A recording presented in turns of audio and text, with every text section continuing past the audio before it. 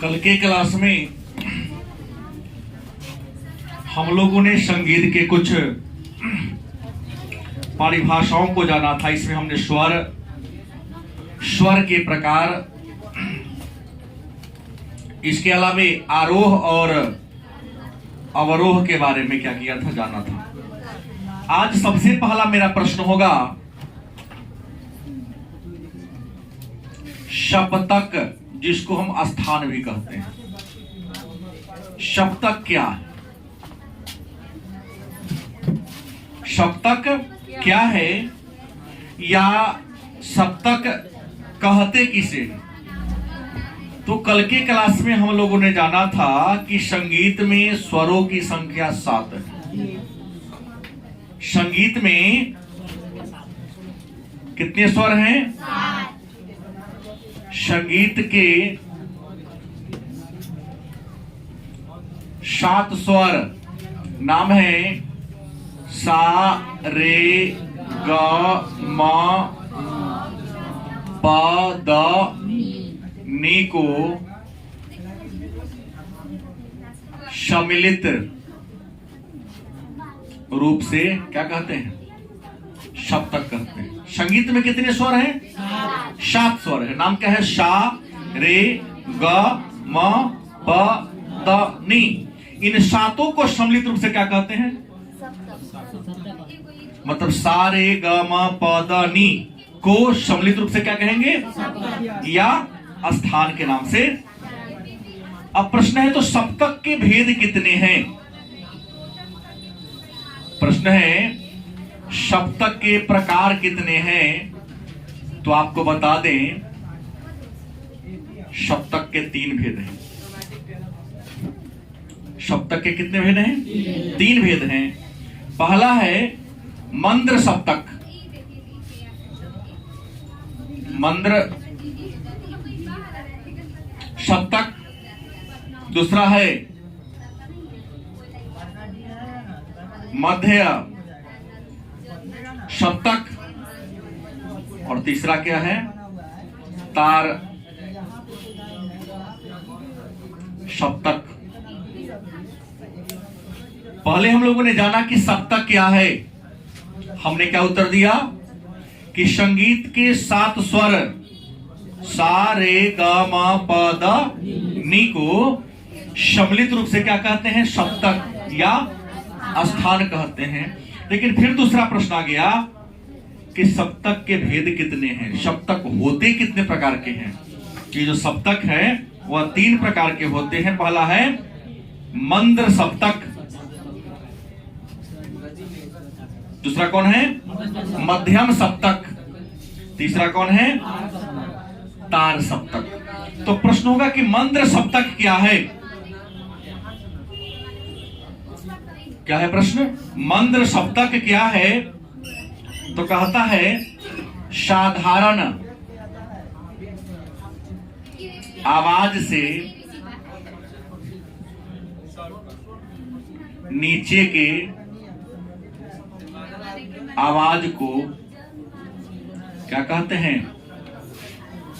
मंद्र सप्तक कहते हैं। इंसान का एक साधारण आवाज होता है, नॉर्मल साउंड होता है। उस नॉर्मल साउंड से भी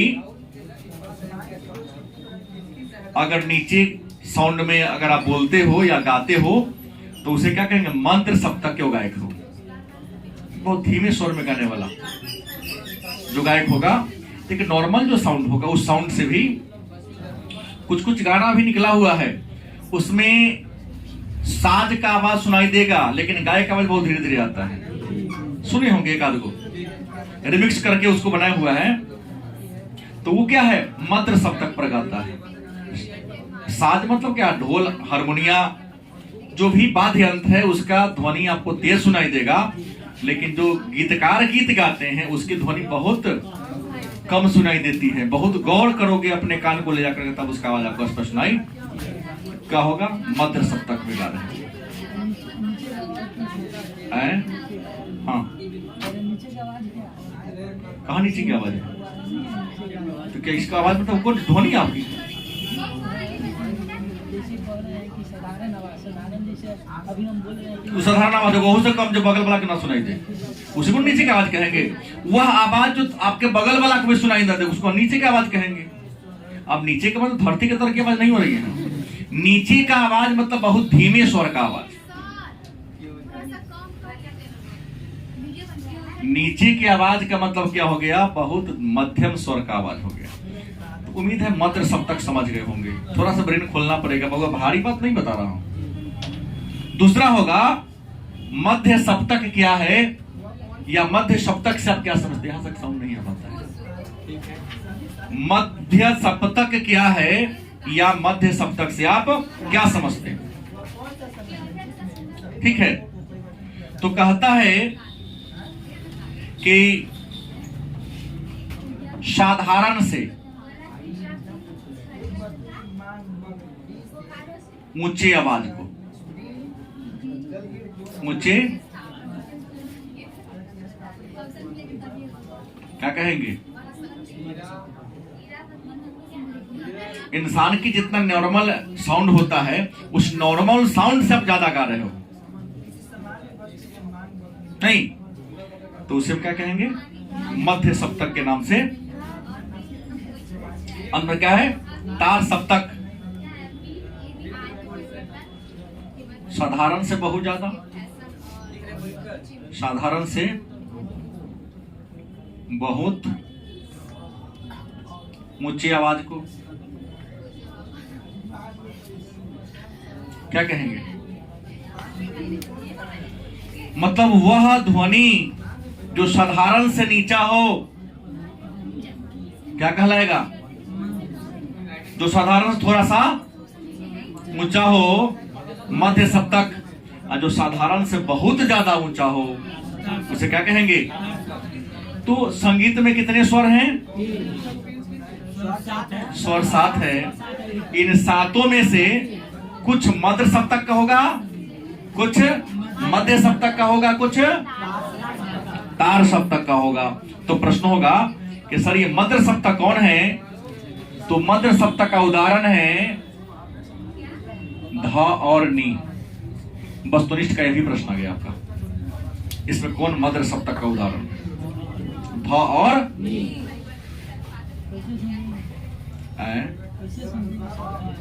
अब इसके लिए हमसे आपको जरूरत नहीं है, बगल पे संगीत महाविद्यालय वहां जाके पढ़ना पड़ेगा। अब लिए क्यों? हमने पढ़ाते समय क्या कहा? मैं केवल थ्योरी पढ़ाऊंगा। कैसे समझने का हमारी समस्या नहीं है। हम कहा केवल परिभाषा में आपको बता दूंगा, ढोल बजा के नहीं सिखाऊंगा आपको, क्योंकि हमें आता होता नहीं। तो लिख समझ ली ना आप, हमको यहाँ समझे केवल इतना समझाना का मैं परिभाषा समझा रहा हूँ। मैं अब इसके लिए कहे कैसे समझेंगे? इसके लिए ढोल साल में लाना पड़ेगा ना। इसके लिए कोर्स होगा, 24 महीना का कोर्स है। किस कॉलेज में नाम है? किस कॉलेज में? खुद ही का टीचर से पूछिएगा कि जब विद्यालय आए सारे को हमको सिखाइए। तो बिहार सरकार को हम लोग को ऊपर से पेंशन देना चाहिए कि नीतीश कुमार की इज्जत को हम लोग बचा रहे हैं, कोचिंग वाले लोग।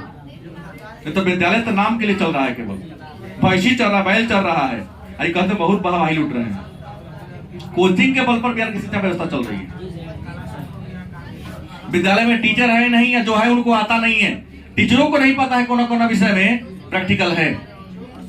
बिहार के 90% +2 या कॉलेज के शिक्षक को भी जानकारी नहीं है। कितने का पूर्णांक होता है बच्चा से छोड़िए, टीचर से जाके पत्रकार पूछ तो वो फंस जाएंगे। तो हमने पढ़ाते जब एडमिशन लिए तो हमने कह दिया कि हमें संगीत आता होता नहीं है, हम केवल परिभाषा को आपको समझा देंगे। तो मैं वही समझा रहा हूं। आपको रटना पड़ेगा, जानना पड़ेगा कि ध और नी मध्य सप्तक के उदाहरण है। फिर मध्यम सप्तक उदाहरण कौन है? तो मध्यम क्या होगा? साधारण से क्या होगा? थोड़ा सा ऊंचा होगा। क्या होगा? साधारण से थोड़ा सा क्या होगा? ऊंचा होगा। तो और तार सप्तक में साधारण से बहुत ज्यादा क्या होगा? ऊंचा होगा। तो यह हो जाएगा ग, और क्या हो गया? म। बच क्या गया? मध्य सप्तक में ध हो गया, नी हो गया, ग हो गया, म हो गया। तो बच क्या गया? प, और ले ले सा और प, और क्या बच गया? रे। तो ये जो हो गया आपका सा प रे,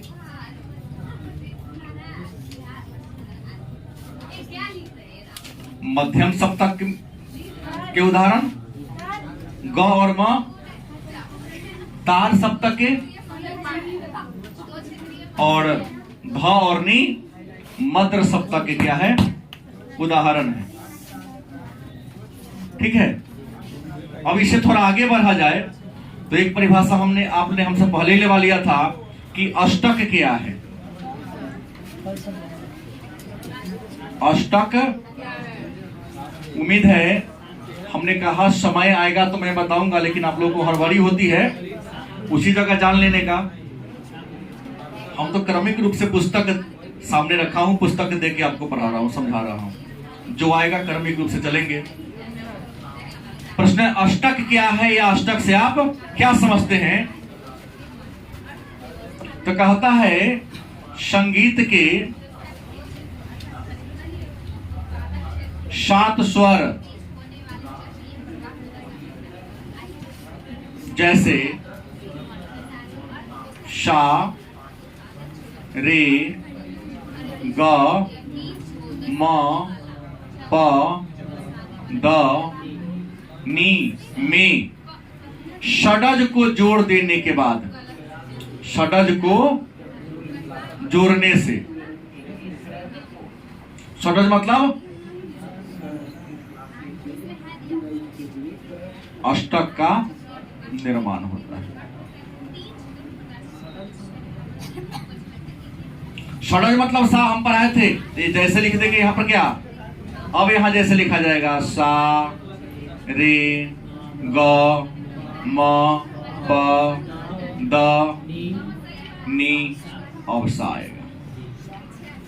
यहां षडज हमने कह दिया जोड़ना है, षडज मतलब शा।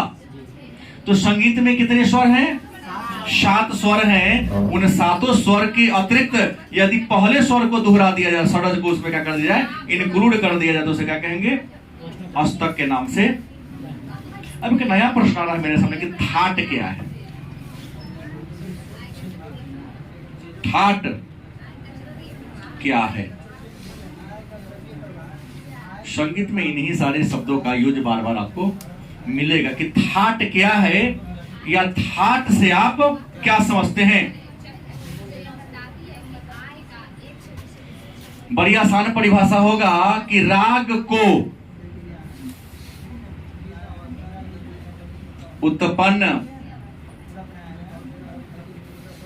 करने वाले स्वर। क्या लिखाया, राग को उत्पन्न करने वाले स्वर को हम क्या कहते हैं, थाट या जनक थाट कहते हैं। मतलब जो राग को पैदा कर दे, राग को निर्माण कर दे। नहीं तो राग को उत्पन्न करने वाले जो स्वर होते हैं उसे क्या कहते हैं, थाट या जनक। मतलब थाट का नाम क्या है, जनक के नाम से जानते हैं। अब प्रश्न है राग किस भी आगे आएगा। गायन की एक विधा है। राग क्या है, तो गायन की एक विधा है, उसको राग कहते हैं। अब कहते हैं कि थाट का नियम क्या है। थाट का नियम होता है, एक प्रश्न आ जाए, थाट का नियम बताइए। तो थाट के कुछ अपने नियम हैं। जैसे थाट का पहला नियम है, थाट में हमेशा 7 गो स्वर होता है, उससे कम स्वर होगा राग उत्पन्न होवे नहीं करेगा। पहला नियम है स्वर कितने हो, स्वर 7 हो। थाट का पहला नियम कि थाट में हमेशा कितने स्वर होते हैं, 7 होते हैं। दूसरा नियम है थाट के लिए आरोह तथा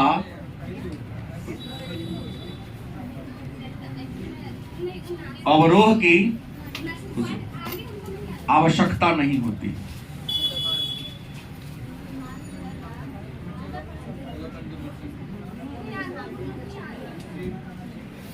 अब ये मत पूछेगा सर आरोह क्या है और अवरोह क्या है। हमने कल की क्लास में चर्चा किया था ठाट के लिए आरोह मतलब स्वर के बढ़ते क्रम को, चढ़ते क्रम को और स्वर के उतरते क्रम को। बढ़ते क्रम सारे गामा पादा नी, उतरते क्रम नी दा प म ग रे सा। नहीं, तो ठाट के लिए आरोह और अवरोह की जरूरत नहीं होती है। तीसरा, ठाट में देखा गया है शुद्ध तथा विकृत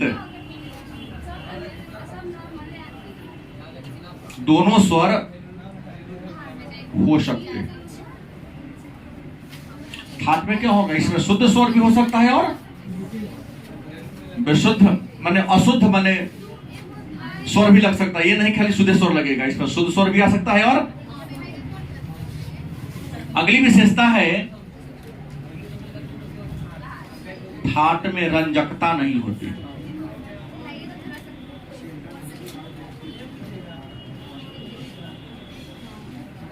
कल बताए थे कि शुद्ध स्वर कितने हैं और अशुद्ध या विकृत स्वर कितने हैं, लेकिन आया यहां एक ठाट में क्या नहीं होती है, रंजकता नहीं होती है। आप कहोगे रंजकता क्या है, तो संगीत का भी एक अलग व्याकरण आता है। जैसे हिंदी का व्याकरण है, अंग्रेजी का ग्रामर है, वैसे ही संगीत का भी क्या होता है। अगर आप संगीत की विशेष शिक्षा लेना चाहते हैं तो आपको प्रयाग में पढ़ना होगा। सीतामढ़ी में तो केवल और केवल संगीत महाविद्यालय खुला हुआ है डिग्री देने के लिए। रियल पढ़ाई आपको इलाहाबाद में उसकी होती है। वहाँ कॉलेज हैं, वहाँ एक से बढ़कर एक शिक्षक लोग बैठे हुए हैं जो सभी प्रकार के राग रागिनी के बारे में आपको ज्ञान वाद्य यंत्र के माध्यम से आपको क्या करेंगे, सिखाएंगे। रंजकता क्या है, तो संगीत के व्याकरण का एक शब्द है। और ठाट का अगला नियम क्या है, ठाट में राग उत्पन्न करने का क्या होना चाहिए, गुण होना चाहिए। ठाट में राग उत्पन्न करने का क्या होना चाहिए, गुण होना चाहिए। अब प्रश्न है तो ठाट कितने हैं, ठाट कितने हैं। तो अपने भारत में संगीत की दो विधा है। उत्तर भारत में संगीत की जो शैली है उसको हिंदुस्तानी संगीत कहते हैं, और दक्षिण भारत में संगीत की शैली उसको हम द्रविड़ शैली के नाम से जानते हैं। तो हम उत्तर भारतीय हैं तो हम केवल उत्तर भारत के बारे में जान ले कि उत्तर भारत में ठाटों की संख्या 10 है। कितने ठाट हैं, 10 ठाट हैं। नाम है बिलावल, क्या है, बिलावल ठाट।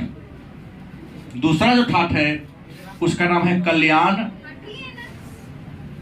तीसरा का नंबर जो ठाट है उसका नाम है खमाज।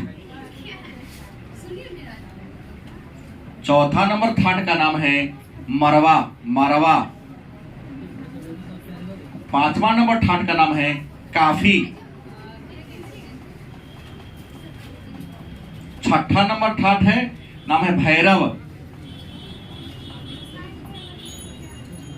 सातवां नंबर जो ठाट है इसका नाम है पूर्वी।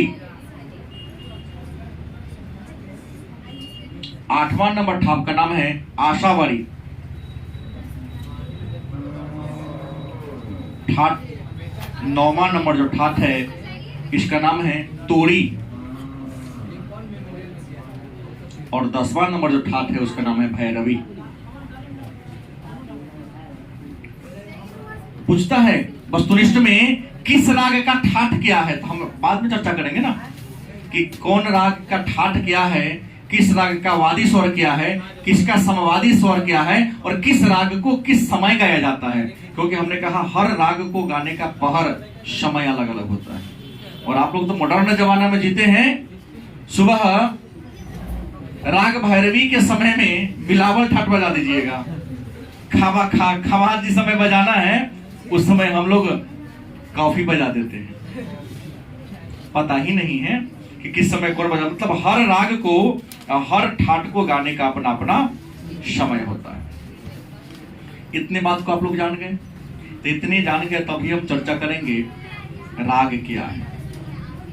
अब मेरे पास अगला टॉपिक क्या आता है, राग क्या है।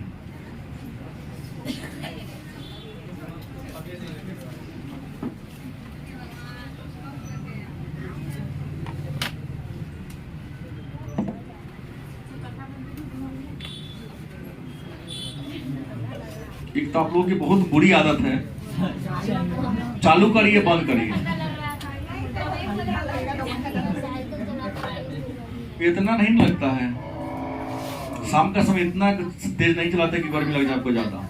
एक नया प्रश्न आपके सामने आया कि राग क्या है। राग क्या है या राग कहते किसे हैं? तो कहता है कि स्वरों का वह समूह, राग का परिभाषा होगा स्वरों का वह समूह जो हमारे, स्वर कितने हैं संगीत में, है ना, लेकिन सातों स्वर हमेशा एक साथ नहीं आता है, समूह में आता है। जैसे बजागा सा सा रे रे गा गा मा मा सा रे ग मा प, चर्चा होगी आगे। तो कहता है कि स्वरों का वह समूह जो हमारे हृदय में, जो हमारे कहा हृदय में विशेष लक्षण या लगाव क्या करें, पैदा करें। ऐसे राग का मतलब होता है बड़ा अनुराग राग लगावे होता है। साधारण बोलचाल की भाषा में राग का मतलब ही होता है क्या, लगाव होना, किसी से नजदीकी होना। तो कहता है स्वर का वह समूह जो हमारे हृदय में क्या करते, विशेष प्रकार का लगाव या किसी विशेष प्रकार का लक्षण विशेष को पैदा करते, क्या कहलाता है, राग कहलाता है। अच्छे शब्दों में कह दे तो स्वरों का वह समूह जो ईश्वर से लगाव पैदा कर दे।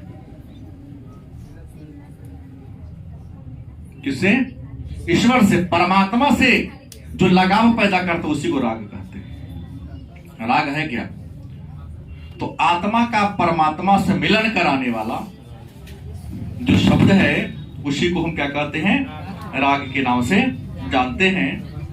अब प्रश्न है राग के लक्षण या नियम। राग के लक्षण या नियम, तो आपको बता दे राग के लक्षण या नियम कै गो है, 10 नियम है। पहला,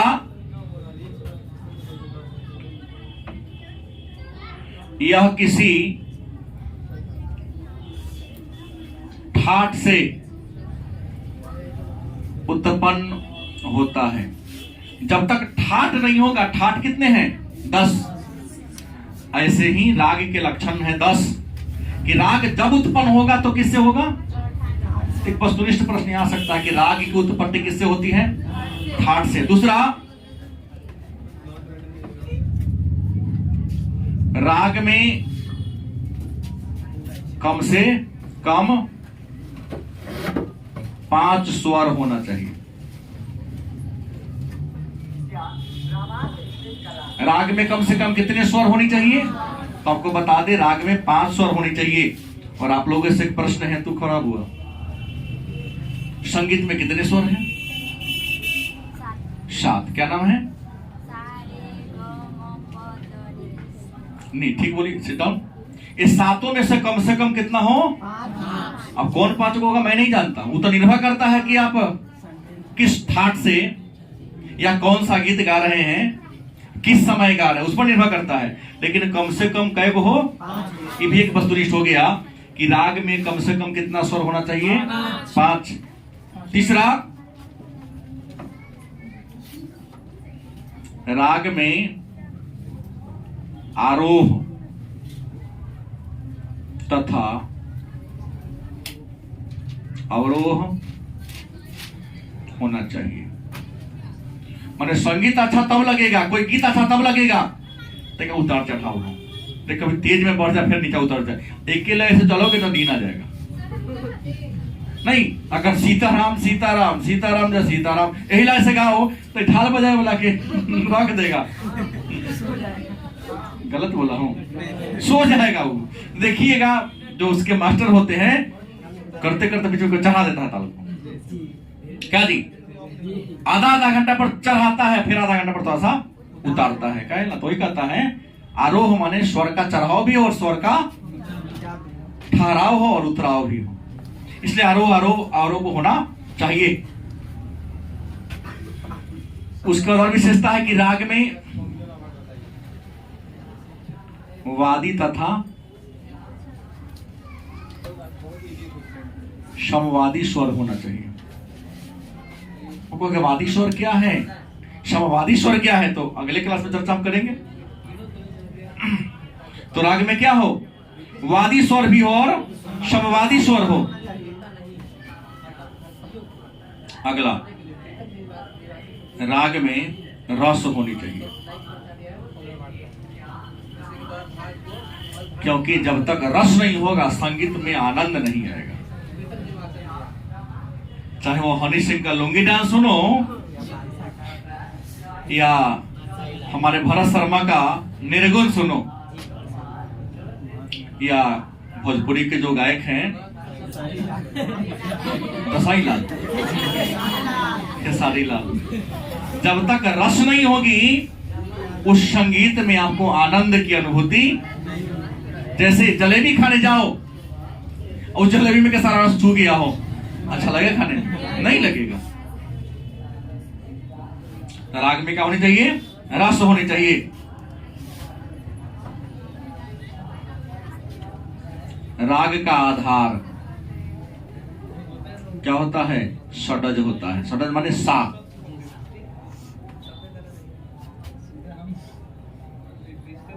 ठीक है, तो ये राग के लक्षण अथवा नियम की बात हमने कह दिया। तो ये राग के लक्षण अथवा नियम है। 2 नंबर का प्रश्न करेगा तब इसको डाल सकते हैं। अब लास्ट प्रश्न राग की जाति कर लेते, टॉपिक मेरा क्या हो जाएगा, इंड हो जाएगा।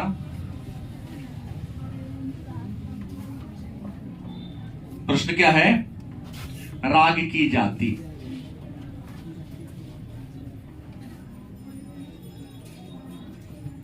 राग की हम जाति की यदि बात कर लें तो राग के जाति कितने हैं, तो राग की 3 जातियां हैं। कितनी जातियां हैं, 3 जातियां हैं। एक का नाम है औडव, क्या नाम है, दूसरे का नाम है शाडव और तीसरा का नाम है संपूर्ण। राग की कितनी जाति हैं, तो राग की 3 जातियां हैं। पहला कौन है, औडव, दूसरा कौन है, शाडव और तीसरा कौन है, संपूर्ण। अब प्रश्न होगा कि औडव किसे कहते हैं, शाडव किसे कहते हैं, संपूर्ण किसे कहते हैं। औडव जिसमें 5 स्वर लगते हो, उसे क्या कहेंगे, जिसमें 6 स्वर लगते हो, जिसमें सभी या 7 लिख दो तो 7 तो है, उसे क्या कहेंगे, संपूर्ण। इसी को मिला दिया है, ऑडव वडव मिला दोगे तो 9 को पुर जाएगा। ऑडव का मेल से ऑडव वडव, फिर ऑडव साडव। इसी को बुला के और आगे और जातियां कौन कौन बन सकती है, तो बनाना अपने हाथ में है। ऑडव का, ऑडव से फिर ऑडव के साथ किसका होगा, शाडव होगा, फिर ऑडव के साथ क्या होगा,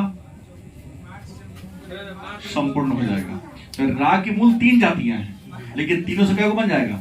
9 को बन जाएगा। ना बन जाएगा जैसे औडव औडव, औडव का संपूर्ण, औडव के साथ संपूर्ण, फिर साडव साडव, साडव औडव और साडव संपूर्ण, फिर क्या होगा? संपूर्ण संपूर्ण, संपूर्ण साडव, संपूर्ण औडव। कितना हो जाएगा? 9 ये हो जाएगी। अब है राग के नाम की बात करते हैं।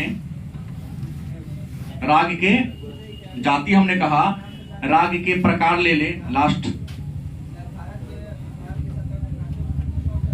तो राग के 2 प्रकार हैं। कितने प्रकार हैं? 2 प्रकार हैं। एक है आश्रय राग। क्या है?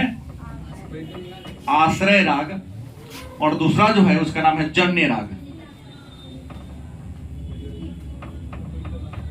राग के कितने प्रकार हैं? तो राग के 2 प्रकार हैं। पहला कौन है?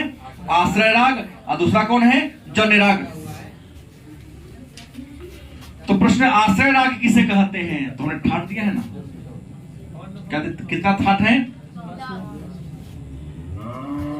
कहता है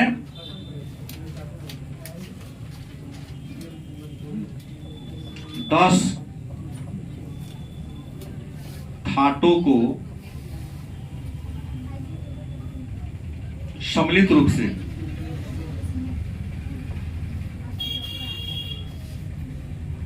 क्या कहेंगे? आश्रय राग कहेंगे। क्योंकि कोई भी राग जब उत्पन्न होगा तो कहां से होगा?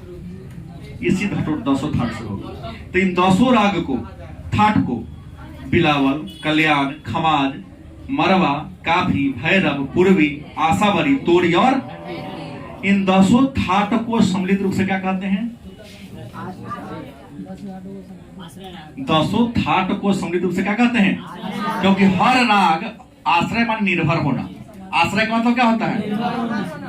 जो भी राग होगा किस पर निर्भर है? इसी 10 ठाट पर है। इसी ठाट से ही सारा राग उत्पन्न होता है, पैदा होता है। तो इसी 10 ठाट को सम्मिलित रूप से क्या कहते हैं? आश्रय राग के नाम से कहता है। 10 ठाट को छोड़कर क्या होता है? 10 ठाट को छोड़कर अन्य सभी रागों को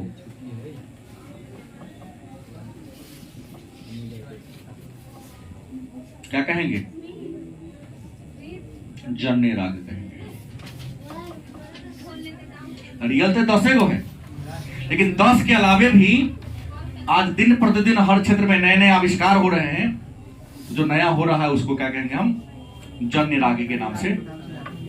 तो आज के क्लास में इतना ही। कल के क्लास में लोग वर्ण और वर्ण के प्रकार के बारे में चर्चा करेंगे।